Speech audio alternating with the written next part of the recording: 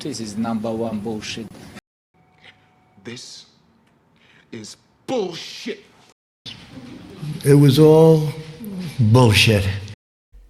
Welcome back, ladies and gentlemen. Episode 3 of the BS Opinions. I'm Brody. I'm Shane. And we're bringing you a spicy episode this week as our country falls apart from the top to bottom. The labor force is under attack. Shipping is under attack. Individuals in every occupation across the country are under attack. You're probably under attack. And that's where we're starting today with the vaccine mandate. It just came out. We're in Missouri, so we've called our senators, Josh Hawley. We got Blunt working on it, and then we have Parsons all working on it, governors and our congressmen. Yeah, the main thing was calling your senator to ask for a National Review Act vote.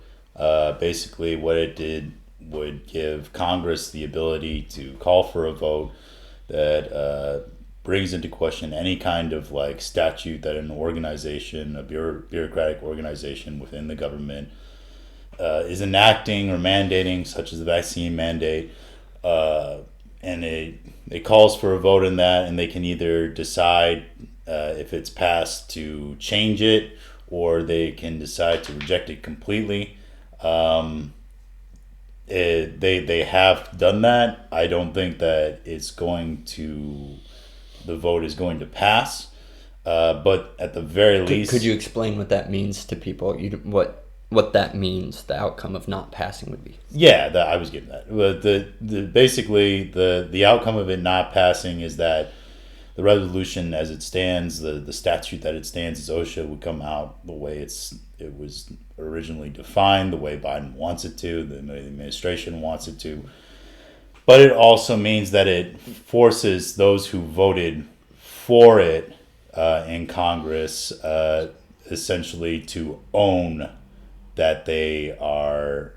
So explaining what you're predicting is going to happen is that there will be an attempt to get there to be a vote to see if the legislation could change the interpretation of the mandate. Yeah. And they would have to vote either yes or no, I want to change it, or no, I do not want to change it. So by it not passing, this doesn't mean that the OSHA regulation would then not pass. It means that the legislation would fail to get enough votes to change the interpretation of what this OSHA mandate means. Yeah, it would fail to change the interpretation, which would essentially not allow them to be like, hey, this mandate went in place, but like let's look at it a different way. Let's potentially give different exemptions, stuff like that. Look at it change with how it's implemented.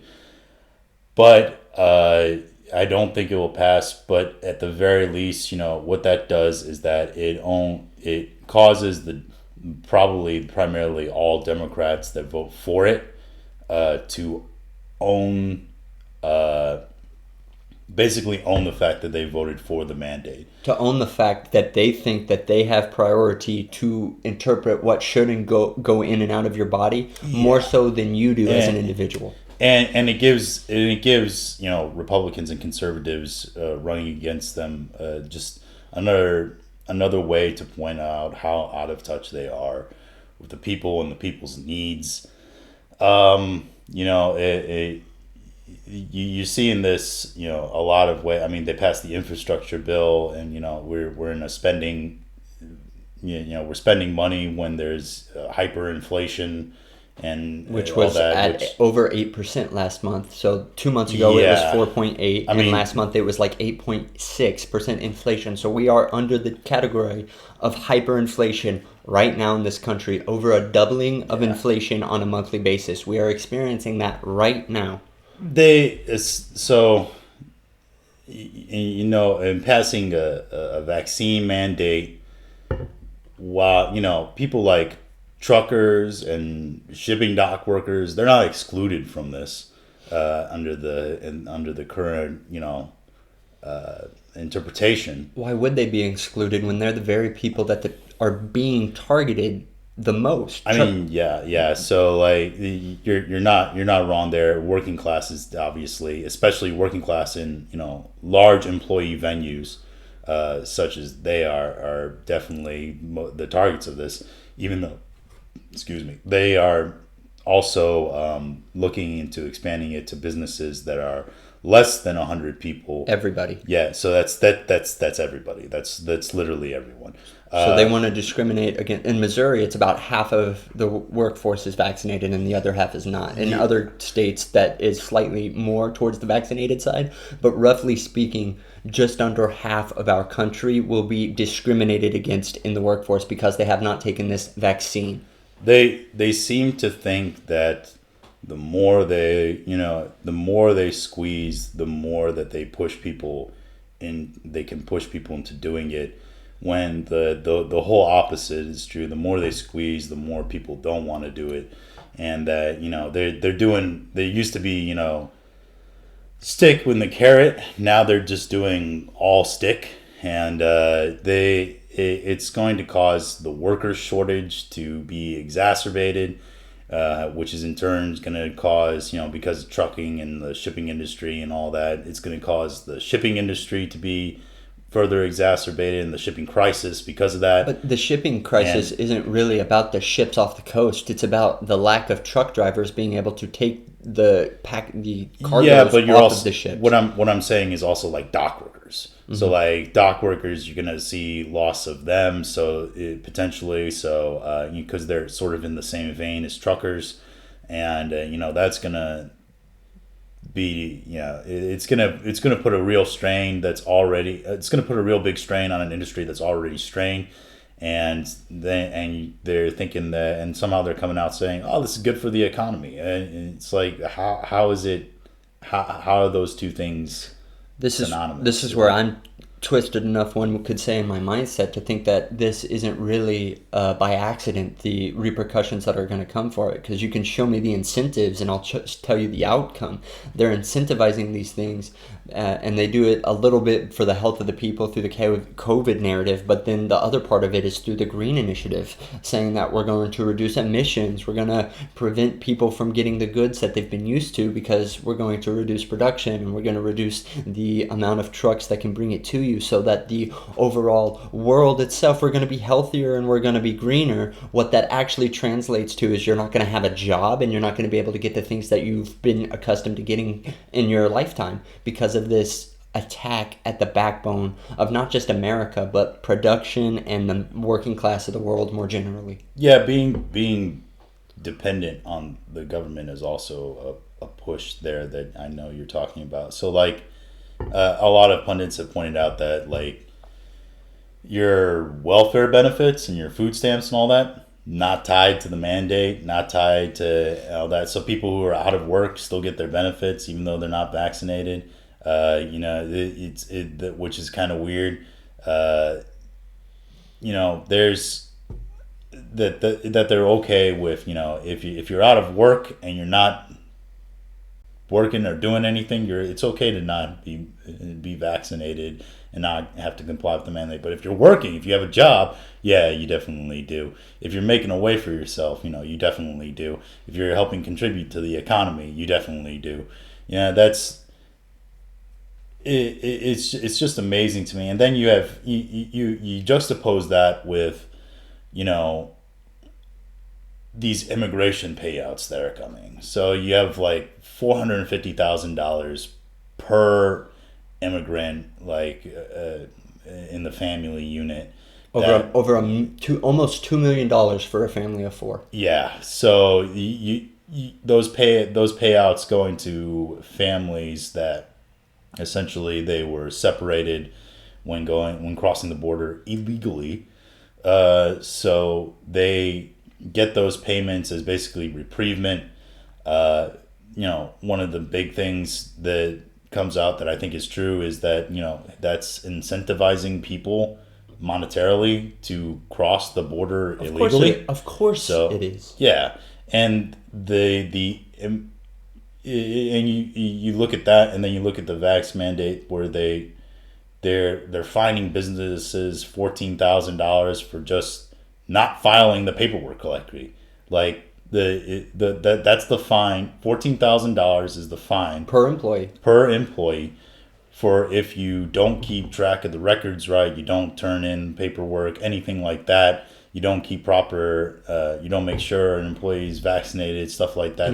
It'll be completely impossible for the powers that be to enforce these laws and these penalties. They will not be able to do it on a fair and equal basis. It will be discriminatory against people that they disagree with, either politically or otherwise, who will be the very targets of these fines. They will not target CNN because freaking so-and-so, didn't sign the correct name, or he puts the wrong social security now. No, this will be the mom and pop grocery store that has three 70-year-old workers that aren't comfortable getting this vaccine, and they'll be put out of business because of it. And this is the kind of economic impact that's coming our way, because we're not headed towards a utopian society. We're headed towards dystopia.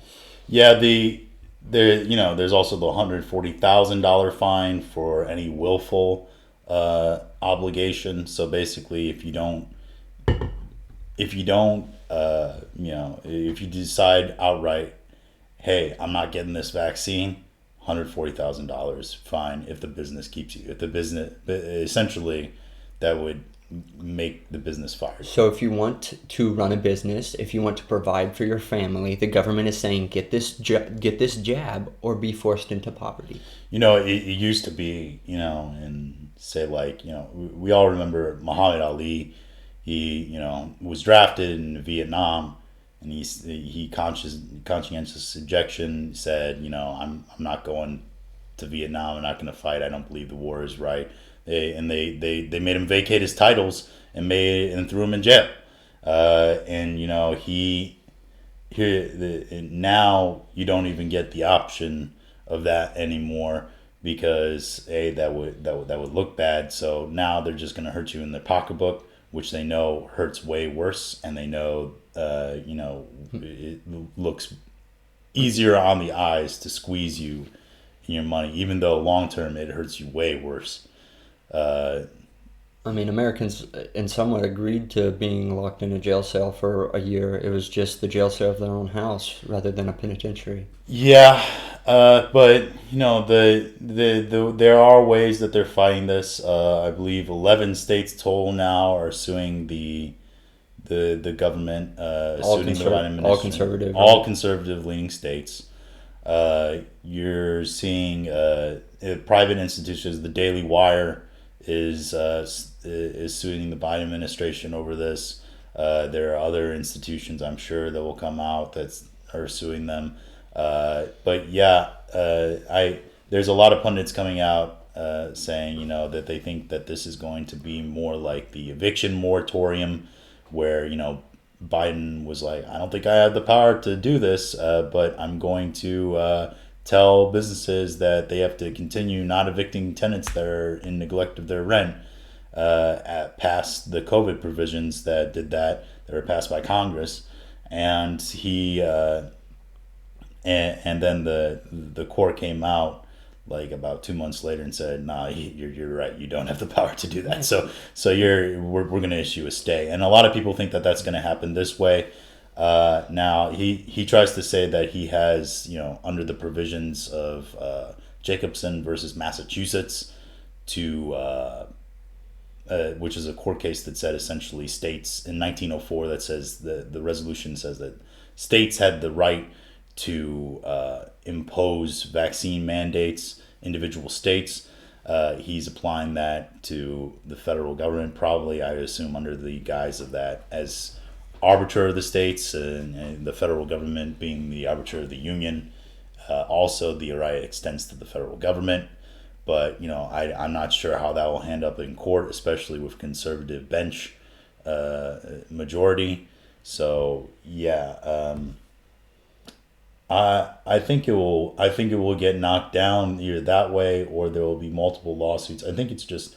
The thing that's really important is, though, when will it get knocked down? Yeah. Because right now we're sitting on November 6th, and if this isn't... So it goes to court in maybe January, but the mandate is on the 4th, so we're going to have an extreme extermination, that's a heavy word to use, but people are going to be fired from their workplaces due to the potential of these fines getting laid down, not even the actuality of them. And so if we come back in March and say, oh guys, sorry, this was unconstitutional, you can't suck this vaccine out of your arm now, you can't get your paychecks back for the damage already done by this administration's overreach of power. The damage will already be done. Yeah, I mean, the one thing you could do is you could file a lawsuit, basically suing the government for loss of wages.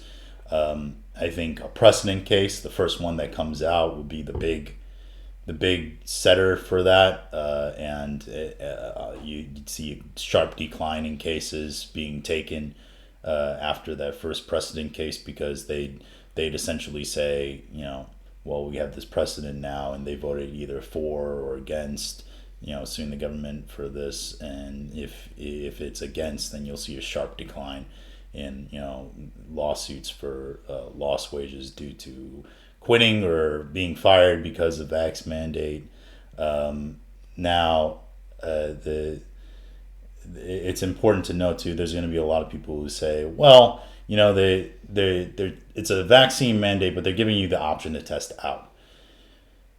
The problem with that is the tests are expensive. So you have the $20 tests at stores that you can just take yourself, and those are expensive retail wise, but there's also not very effective. Yeah, they're also not as accurate.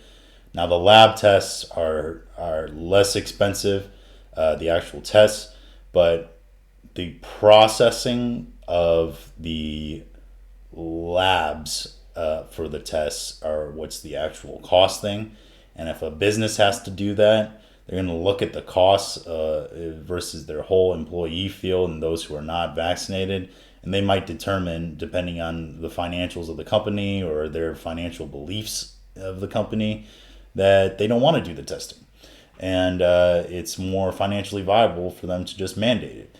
So you're going to have a lot of businesses that just opt out of giving the test out option, and people lose their jobs that way. And also, they're just like the less than 100 employee provision that they're looking into, they're also looking into provisions of eliminating the test out option. So, it's all up in the air now in terms of that. So nothing is secure on that front. You gotta make sure, the best thing I can tell you for us is that if you live in a conservative leaning state that hasn't spoken out against this yet, or if you live in a blue state or blue leaning state, I would call your senators, call your representatives, make sure your voice is known. My grandmother used to tell me, 15 years ago, that if you call statistically, like if you call and complain about something to your representative, statistically, it means that about like 1,800 people agree with the same opinion. Now it's, the population has grown a lot, so it's probably even more than that statistically. So I would definitely call your representative, let them know how you feel. Donald Trump said that he was the only man standing between the American people and the very people that wanted to attack them. And that seems more true now than ever. Whatever your opinion of the man was, he made a lot of mistakes, he made a lot of bad calls, and he's a bit of a dick sometimes. But no matter, despite those things being true, he saw the forces underneath the surface of DC and other institutions in America, and he realized that these institutions no longer served the best interest of the people, and they were beginning to work, or had been working for a long time, in direct opposition to them. So it seems ignorant to think that these things being done to the workforce and to the people of this country are by accident. Yeah, and in that in that same vein, we've talked a little bit about the workforce now. The big news that came out today is the November 6th of 21, is the infrastructure bill passage. So the bipartisan infrastructure bill passed. It passed, I believe it said 80 something votes to 30, or something like that, or... It was like they had like a 50 Yeah. Are you talking the House or the Senate? In the House. Yeah, so it was like 250 or 260 to like 200. Yeah, so like I was trying to remember the Senate vote. So the infrastructure bill passed. Now there's some good in the infrastructure bill. Obviously, I'm very for rebuilding infrastructure in the country. I think a lot of roads, especially back roads and things like that, aren't given attended to, bridges unattended to. I'm a big believer in we're far behind as a nation in terms of train travel, and as other nations regarding are like high speed. Yeah, Amtrak, things like that. Which there's a lot of money set aside for that in this bill, and I get why it has bipartisan approval. There's good things in this bill, but there's also a lot of bad in this bill.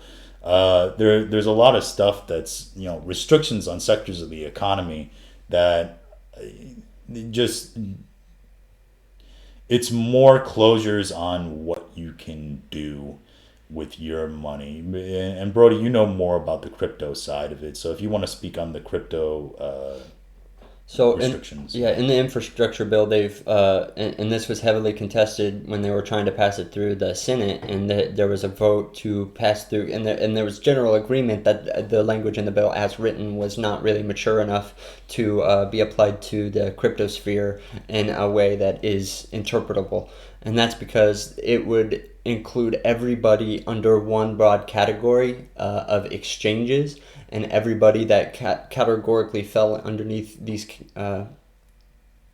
categories, sorry for lack of a better word, would all be treated the same way. And you can't treat all of the different elements and protocols in the cryptosphere the same way, because you can look at some place like Coinbase. Coinbase has a central office, they're a central business, and they're one entity operated inside the United States. And so you can regulate them, you can prevent them from doing things that you don't want, and encourage them to do things that you do want. And so they've had to change their game plan for their projections into the future to align with the interests of the American government. But then there's also other protocols, things that are proof of stake, that are decentralized swaps and exchanges, and that these things don't have central entities controlling them. And the bill is written in such a way that these almost, I like to describe it as somebody made a gun and then shot the bullet, and the bullet is now traveling, and that's what these protocols are. So you can't put the two back, you can't get the bullet to go back into the gun so you can shoot this bullet a different way. It's already flying and it's in trajectory, and people can't really change it how the government wants to change. So to implement things like know your customer, KYC, on these decentralized protocols, it's actually impossible with how they are currently made, and it would result in the destruction of them, but not in a global sense, because crypto is not, it's borderless. It's unaffected on a global scale by individual states mandating it. And that's why you can look to China and see that China did everything they can to put the pumps on Bitcoin and other cryptocurrencies, and it didn't work. So the fact that the US government is proposing such immature laws, and especially compared to other places like Singapore and Sweden, which have much more mature laws relating to crypto, will not benefit it. It will result in the American people not being able to accumulate the benefits of these people in other countries that don't have such immature laws being developed around the cryptosphere. And I think it's totally by design. They do not want you to be able to reap the benefits of this technology advancing in the sphere of finances, because they would rather you, instead of make money, they'd rather you just give the money to them. And so that's ultimately what I see happening. Yeah, so when I was in high school, we took a test in my history class, and there was this multiple choice answer, and it said, what was I think the question was somewhere in the vein of what stopped westward expansion, and there's a few answers, and the correct answer on it was fences, barbed wire. So we think of the westward expansion led to, it was very dangerous. but it also led to a huge expanse of wealth for common men. And the thing that eventually killed it was land stakes that put up fences. And when you have all these fences, all this owned land, and there's nowhere else left to expand, then you don't have growth. In a lot of way, these crypto is like a westward expansion in the way that it gives common people the ability to get in at a very, very low number and experience a ton of growth and get into a new sector of the economy. And now with these regulations being put on it, they are essentially putting the fences in. Now, the another thing that But the fences will only affect the Americans. We'll be able Yeah. to look to African countries and other countries that don't have these institutions that America does to stop the growth, and they're gonna sprout. They're gonna blossom. yeah, that is a thing. Nigeria, especially because they're the largest economy in Africa right now, and they're a growing industrial economy. I expect to see large growth in especially Western African countries, but that's one of the pitfalls of this infrastructure bill. Another pitfall is there's certain smaller things like vast internet expansion, and they say it's for rural areas, but also includes like prisons too. So it's like why do we need the highest speed internet for federal prisoners? Oh, because they want their information too. Yeah, I guess they would be able to send, convicts that have been caught probably don't have the greatest security. But even then, what do they want to? What are their algorithms picking up? What are your Google searches? What are you searching? It's less to punish you and more how to amend the product or the service so that it's more appealing or more seductive. There's also, the bigger picture of the infrastructure bill is that it's 1.5 trillion dollars, I think. Maybe a hair under, but really Yeah, close to that. but you also have to think. I think these bills are really unpopular right now. I think the specific provisions in the bills, like I spoke to, bridges, Amtrak, really just investing in infrastructure. I think those provisions, those ideas are popular, and I think that people want to see them done. I don't think people want them seen done right now. I think the problem is that we have hyperinflation, which Brody already spoke to, 8% in the last month. We have hyperinflation. We have a worker shortage that's going to be exacerbated by the vax mandate that's coming out.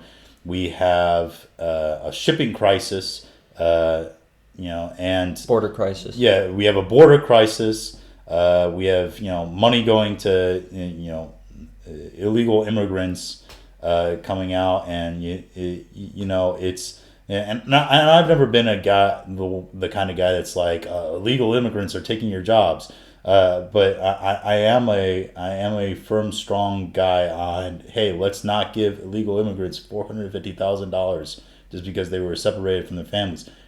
Terrible thing to go through, but you shouldn't shell out that much cash to each and every one of them, because those videos of kids in cages under the Trump administration, which is still going on right now under the Biden administration, which we never talk about, that's that's a lot, and that's going to be a lot of money, and the infrastructure bill. And the infrastructure bill is kind of like the urine icing on the crap cake.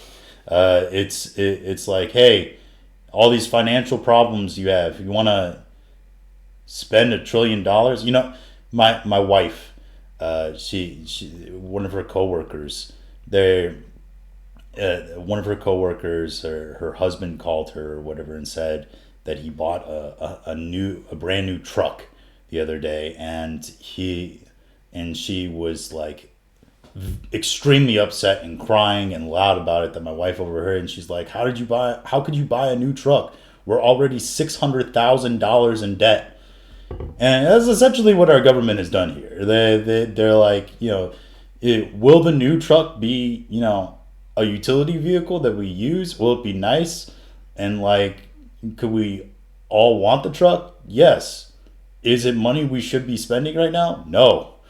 And that's what people don't understand about inflation actually devaluing the current amount of wealth that you've been able to accumulate. So people get fired up and they'll say things like taxes, theft, and that's, a different discussion because taxes provide for a lot of the things that we need.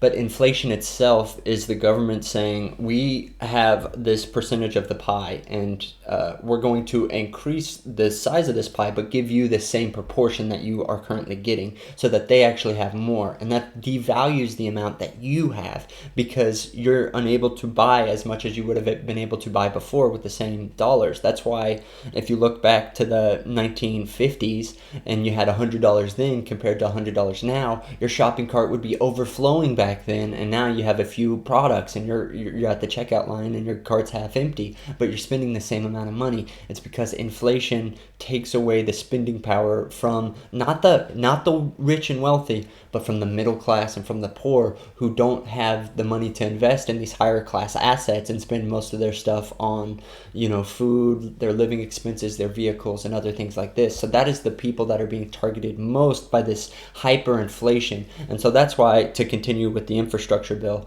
they've passed this banking regulation, and it started initially it was going to be a $600 basically the IRS would get to look into your account if you had $600 in there at any time, or if you had a transaction that was greater in going in or out of that account.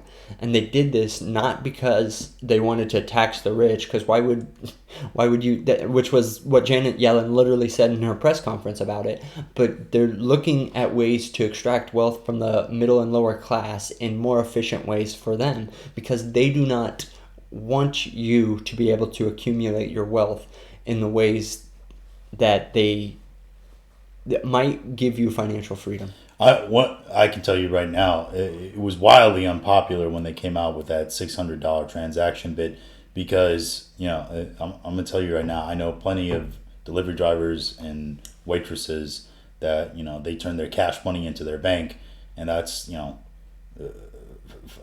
anywhere from $400 to $1,000 a week. If you save it up for a little bit, it's way over that. Yeah, and that's immediate red flags, and those are working class people, and to track their bank accounts, it's wildly unpopular. I feel like they're so removed at the top that nobody thought about that, and they had to be told that, and that's why they changed. I don't think they're removed. I think that it's a specific and dynamic attack on the middle class. But I think some of them are removed. I think some of them are removed. I think some of them are like the character. I forgot her name, but she's like, what's a banana cost? Like $7? Like it's just one of those things where I think it was Arrested Development was the show, but they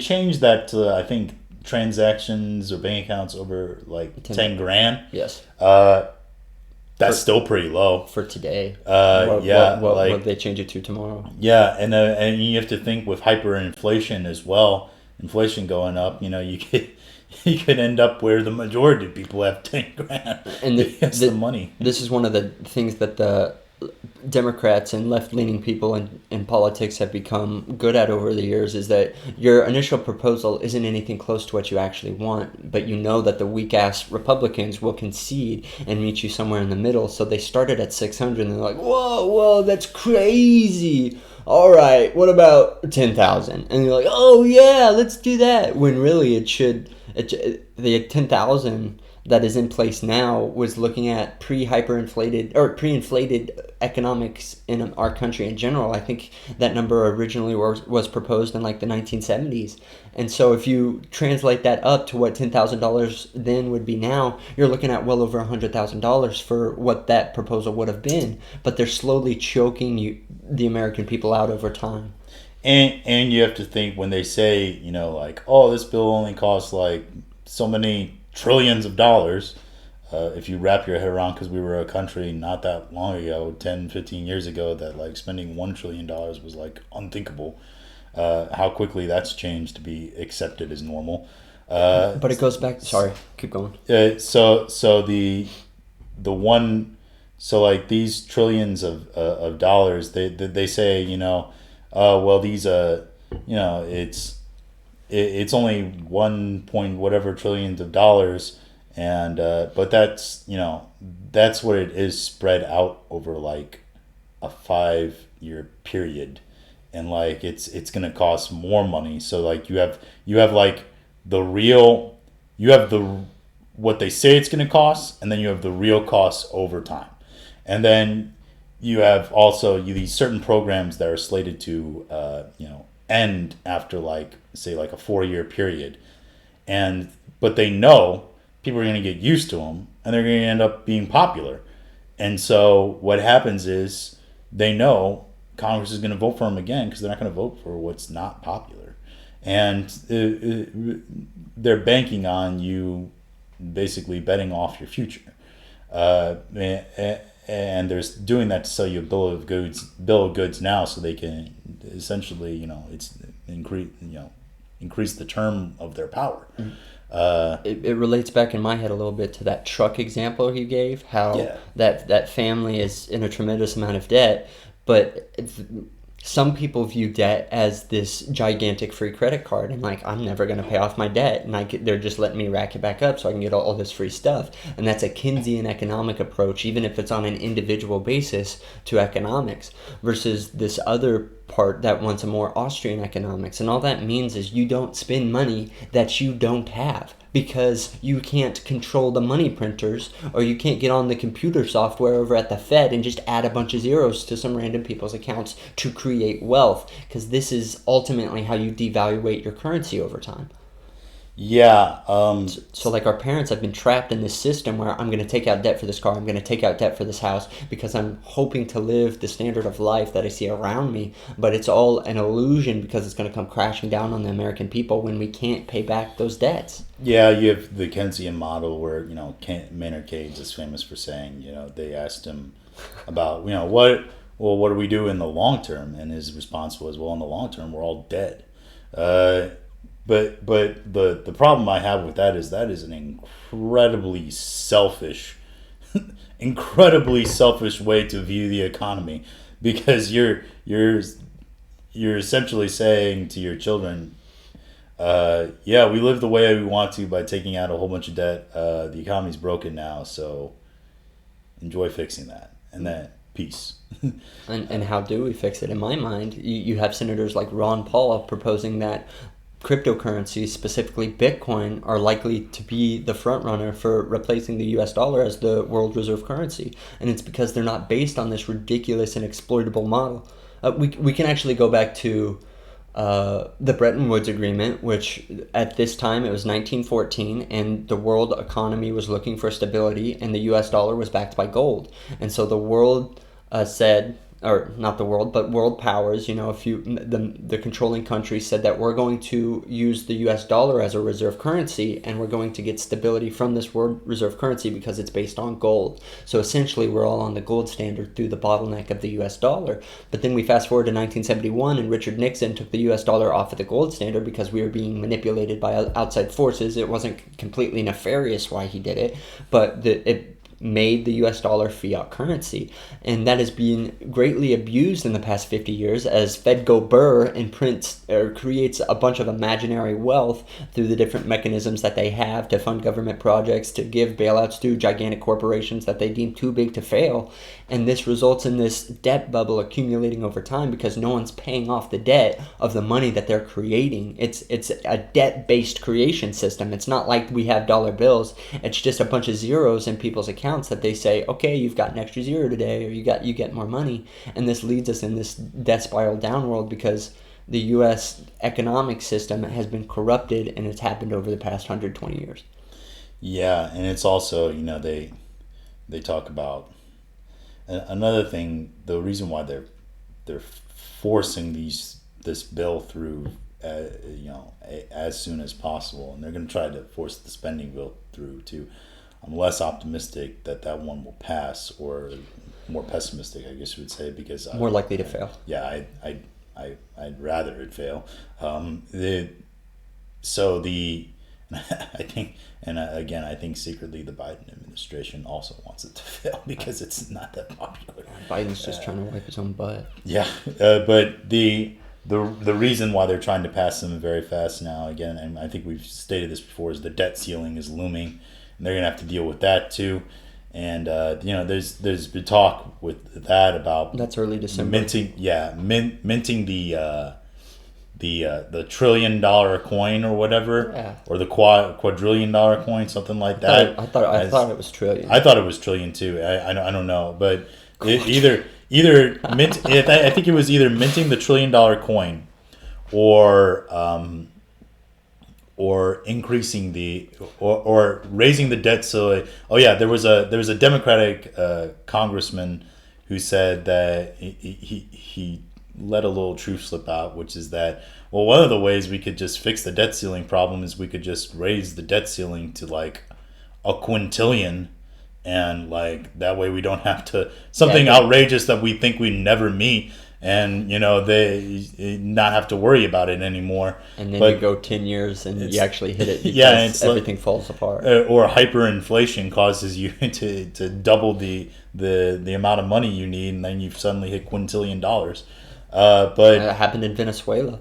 Yeah, so there's precedent for it. I mean, it's the debt ceiling. Eventually you have to pay your debt, and you can't go. I don't think this country can go another 100 years without paying off their debt. Like it's a little hard to wrap my head around the possibility. I mean, but the amount of debt that we're taking is greater than the amount of GDP we're producing, and it's by 20 or 30%. And I'm no economist, but people say that if once you exceed 100%, you're pretty much destined to fail, and you're insolvent. Yeah, and moving into the long term, it's not like you can just flip a few levers, change a few policies, and get back to solvent. You're going down a slide that you can't just turn around and crawl your way back up. Yeah, so the infrastructure bill, the spending bill that's also looming, and the debt ceiling, it's all, they've handled step 1 of 3 essentially, I think, to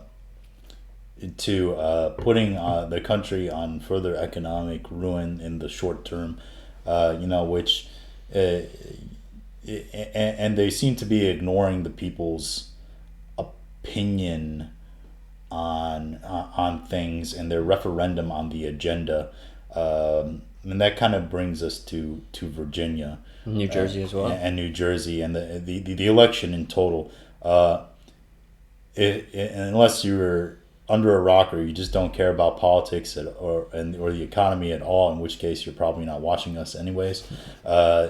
The election Tuesday, November 2nd. Obviously, Dems got eviscerated, like bad, like real bad. Like, do you need somebody bad? Like they lost Virginia, the governorship. That was kind of like that was like the big thing that everybody was talking about. But I think, yeah, it was a surprise. But honestly, like the trend had been moving towards that anyway. I think going back to our predictions, you actually predicted that Yeah. Virginia would go and, red. and we'll talk about that at the end of the month with our report card and all that. But the other thing is, the big surprise of the night, the way bigger surprise, was the close race in New Jersey, which has been a pretty strong Democrat stronghold for a long time. I mean, you got the truck driver who spent $150 on his campaign. I think it was more than that. I think in his interview they said that like a PAC or somebody spent like $5,000 actually on his campaign. Yeah, it was. But I think that was of his own money, because he did fundraise going door to door, and he got donations that would have exceeded that amount. But. Yeah, so it wasn't, when they say, oh, he spent $153 on his campaign. Yeah, that's his money. He got donations. He got he spent more money than that, but like he still spent probably a fraction of what the state senate president did. Yeah, and that's it. Wasn't just a normal senator, It wasn't your everyday senator. It was supposedly the most powerful senator in that state legislation. Most well known, of course, because he's the president or the Top dog. Yeah, the chief of the Senate. But they flipped the House delegates in several states in Virginia.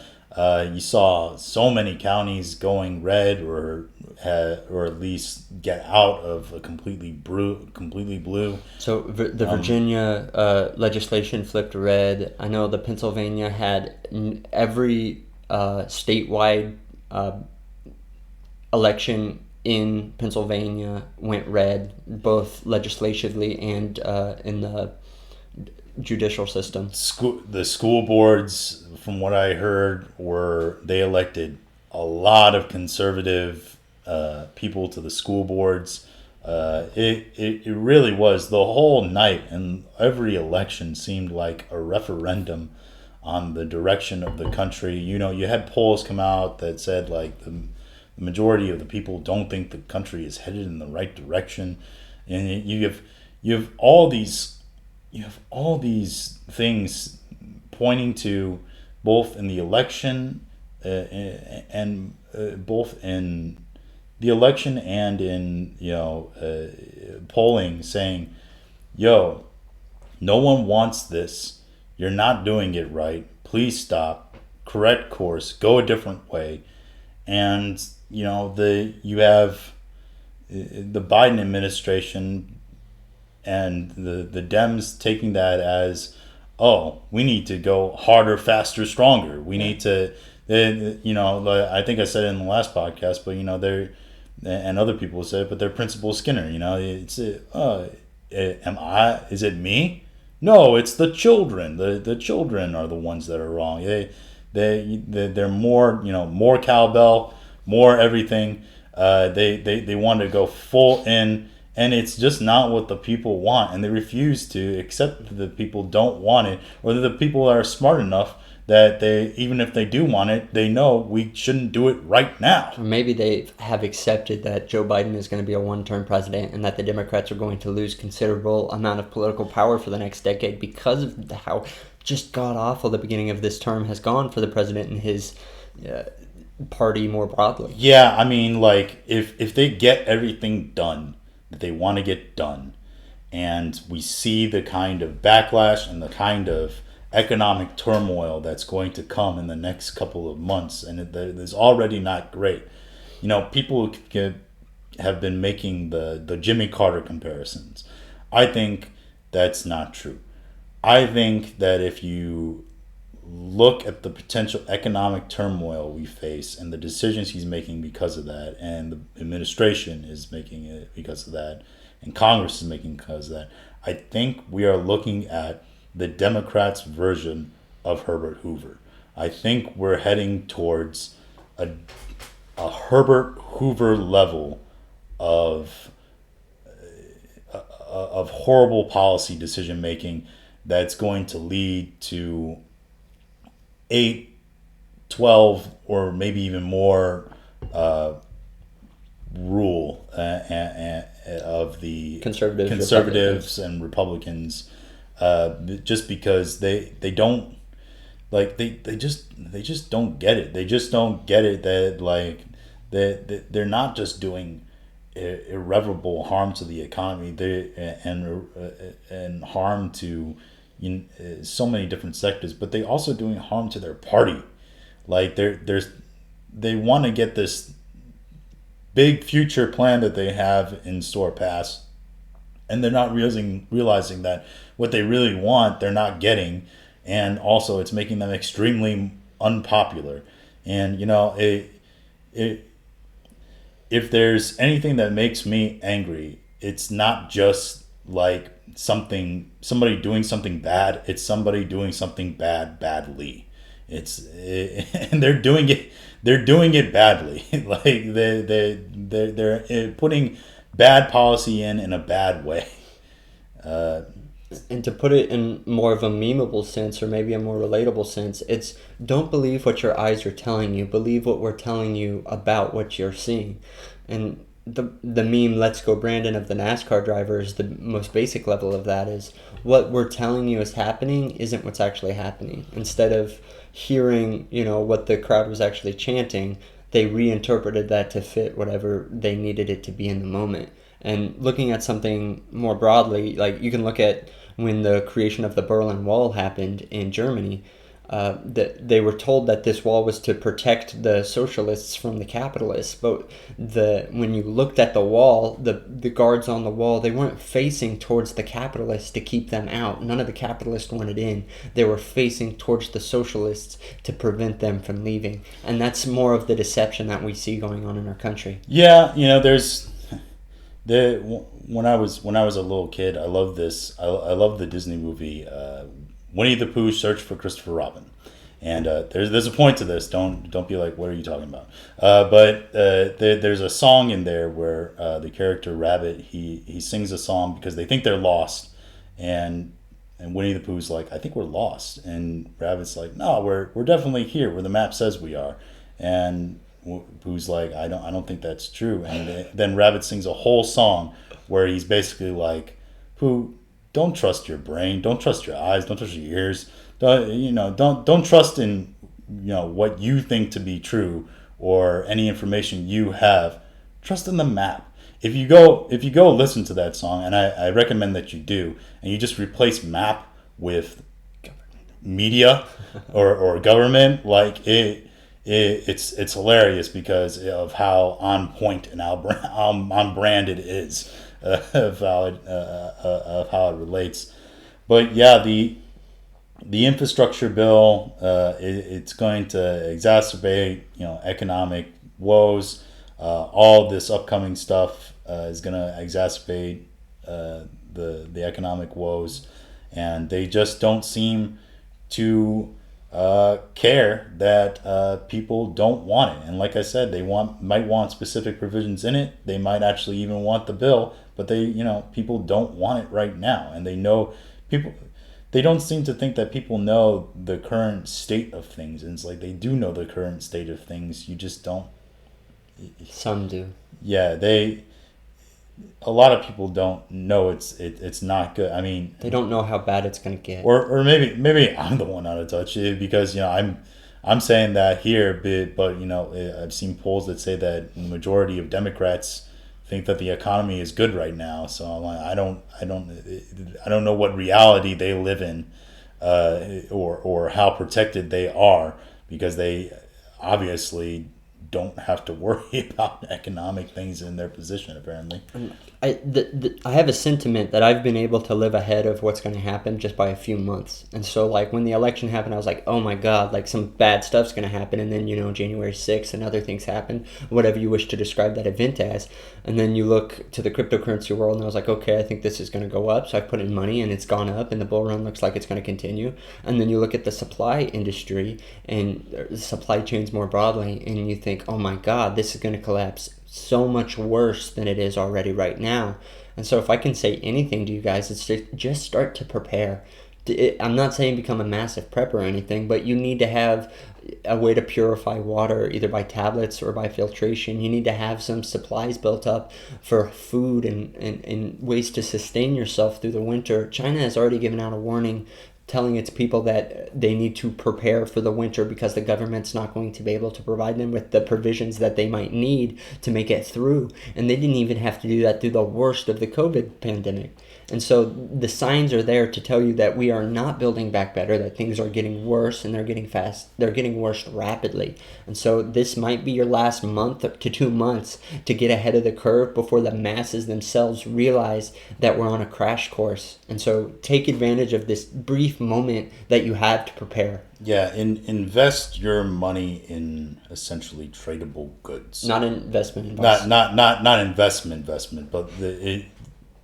but go out and buy provisions that you can trade if things get really, really bad. Like I've started buying certain goods that are tradable, that are going to always be wanted.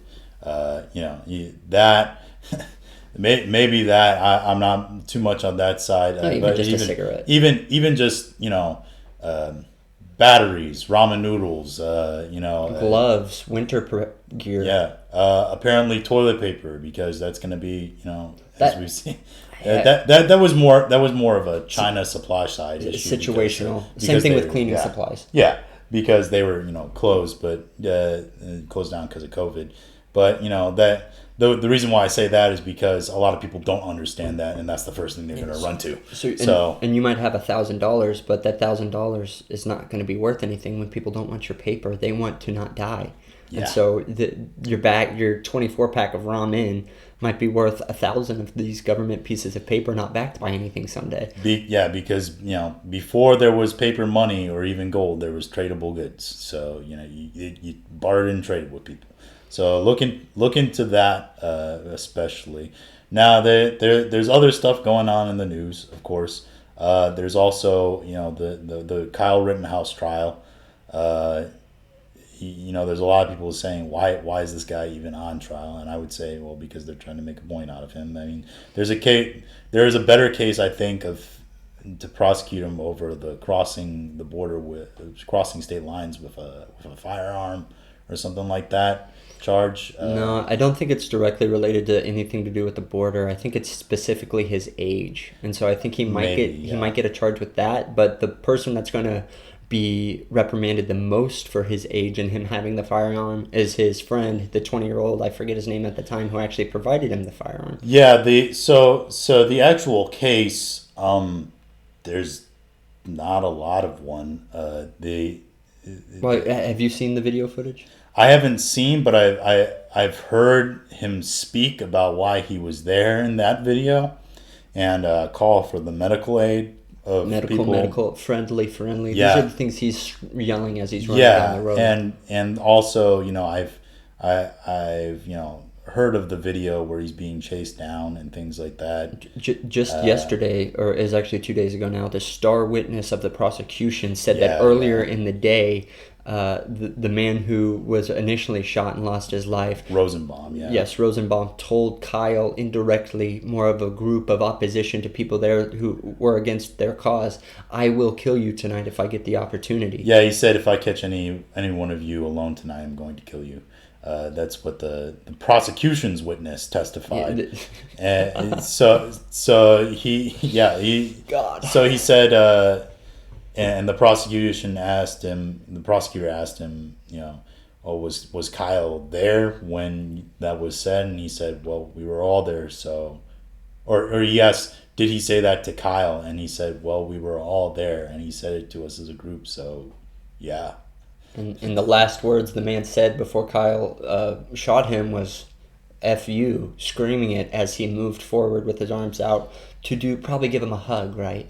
Yeah. He was just trying to so, love him. and also, you have the judge who, I love that guy. I don't want to say he's a little bit biased, but he's definitely biased against the media. He ruled that they couldn't refer to Rosenbaum and the other man who was shot as victims. But that's actually from the legal standpoint, because to say that they're victims would actually be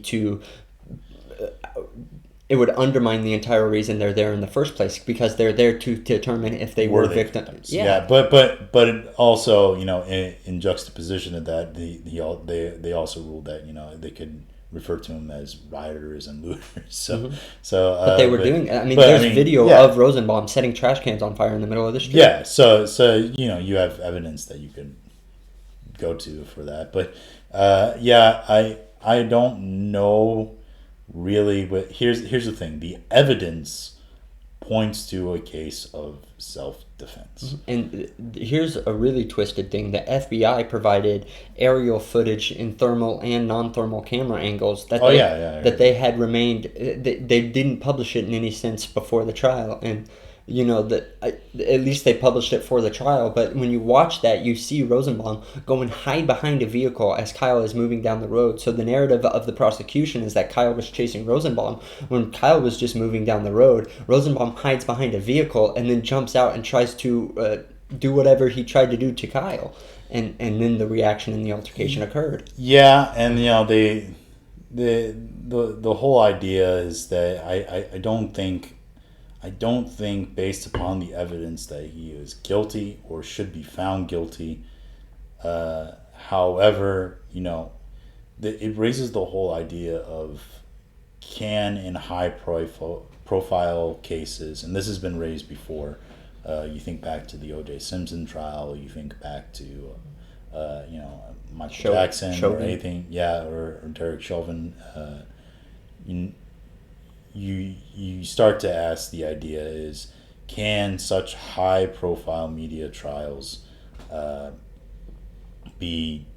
guarantee the person on trial the right to a fair trial? Mm-hmm. Because the jury sees that, the whole jury pool and the civilians around see that. I mean, it's convicting them in the eyes of the court of opinion before you even convict them or acquit them in the eyes of in the court of opinion before you even determine if they are legally guilty or not guilty. And they could do this whole trial. The evidence could speak for itself, and he could be found not guilty, or show that he's not guilty. And then the jury, because they don't like him, or they agree with the prosecution making an example out of him, or for whatever reason, political motives political motives, they could just decide, nah, he's guilty. And and since they decide that, it's decided. And then I think with the judge that he has, he'd get a lighter sentence than Potentially. Yeah, potentially, but again, it's still up in the air in terms of that. So they're not out of the woods yet. But I'd say that the evidence, if they follow the evidence and the jury does their job in a professional manner, non-biased as best to their abilities, because we're all humans, we're all biased. I think that he should be found not guilty. But it's like I said, and that's just of the murder charges, nothing else. Yeah, just the murder charges. There's other preliminary charges that they could have arrested for and put him on trial, and they like reckless endangerment and potential. They just decided to not do all that and go straight to murder because they wanted to make an example out of him.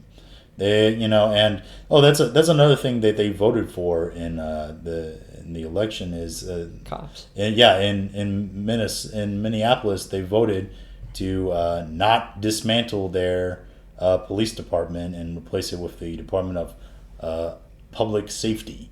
So they're keeping their cops, and the funny part about it was that it was the second funniest thing from the election night. The funniest thing was people in the media trying to say that everybody in Virginia that voted for Youngkin was essentially a racist, while they also voted for a first generation immigrant black woman to be their lieutenant governor. So the most racist people in the world voted for a black woman and a Latin man as their attorney general. So the leftist narrative is falling apart before our eyes. Yeah. So the second funniest thing was that the fact that the primary pushers against the dismantling of the police in Minneapolis was actually black community leaders. Them and the black community were pushing hard to keep police presence because they were extremely worried about crime. So it sounds like you're saying the black community in this area was opposed to the Black Lives Matter agenda. Yeah, in terms of police, getting defunding the police, all cops are bad kind of thing. Now, there is a difference between, it's always, I always like to bring up the differences between institutions and movements. So there's, there's, when you talk about Black Lives Matter, there's Black Lives Matter, the movement, which is, basically, against the police brutality towards black people based upon race. It's for, primarily a social justice movement, and that's all commendable, and there's a spot for that in society. But there's also Black Lives Matter, the organization, which openly states that they're a communist anarchist group who wants to dismantle the government and the nuclear family and a bunch of other crazy stuff. And if you want to learn more about that, you can just search them and go to their website and find out what all they're about. But yeah, it's important also, because a lot of times you hear in the media people talk about, they just say Black Lives Matter, they just say a certain group, and they don't talk about the institution that has the same name versus the movement, and etc. But yeah, there's an overall statement. There's a big movement towards against the agenda and the administration, that the administration and their affiliates, the people that they really represent, coming out, and they don't seem to care to listen, and they think that if they just push more, that we'll be okay with it, and that's what we want, but it's not. And I'm not sure that they'll ever listen, and I think it's to their own detriment, and hopefully we'll still have a democratic republic enough come the midterms to show them that. And I think they will show them that in droves, especially if the economy gets as bad as we think it's going to be. Yeah. Agreed. Yeah. So, Brody, is there anything you'd like to discuss or anything more? Not too much. What I predicted to happen in the Virginia race actually appears to happen in the New Jersey race instead, but we'll hit that more at the end of the month. Just why did it take... They counted 99% of the votes in one day, and then they counted 1% of the votes in 3 days. That's something. Yeah, it was weird to see New Jersey's voter counter percentage go from 97% into 94%, and then that's a little suspicious. But yeah, I think if that's all we really got to talk today, we will be back next week, of course. With more commentary, more views on the current layouts. We might have a spending bill vote by then. I'm not quite sure. Of course, you can go. Recommend that you like, share, and subscribe this video. Do it. If you made it this far, this is going to be backwards, isn't it? I think on the mirror it'll actually be backwards, but whatever. Yeah. So go ahead and like, share, and subscribe. And we really appreciate you guys listening. And we will be back next week with another edition of BS Opinions. Peace out, guys. Have a good day.